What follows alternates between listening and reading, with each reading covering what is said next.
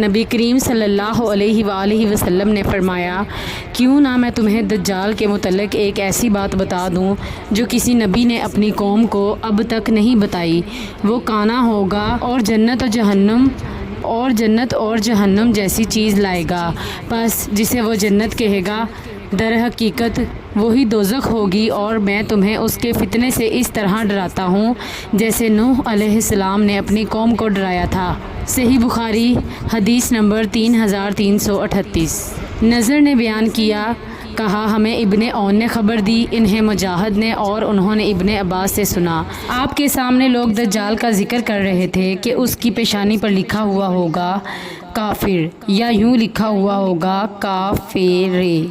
حضرت ابن عباس رضی اللہ عنہ نے کہا کہ آن حضرت صلی اللہ علیہ وآلہ وسلم سے میں نے یہ حدیث نہیں سنی تھی، البتہ آپ نے ایک مرتبہ یہ حدیث بیان فرمائی کہ ابراہیم علیہ السلام کی شکل وضع معلوم کرنے کے لیے تم اپنے صاحب کو دیکھ سکتے ہو، اور حضرت موسیٰ علیہ السلام کا بدن گٹھا ہوا گندم گوں ایک سرخ اونٹ پر سوار تھے جس کی نکیل کھجور کی چھال کی تھی، جیسے میں انہیں اس وقت بھی دیکھ رہا ہوں کہ وہ اللہ کی بڑائی بیان کرتے ہوئے وادی میں اتر رہے ہیں۔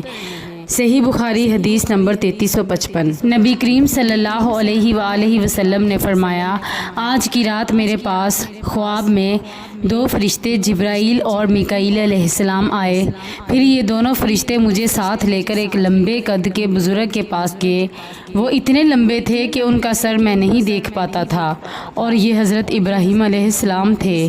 صحیح بخاری حدیث نمبر 3354۔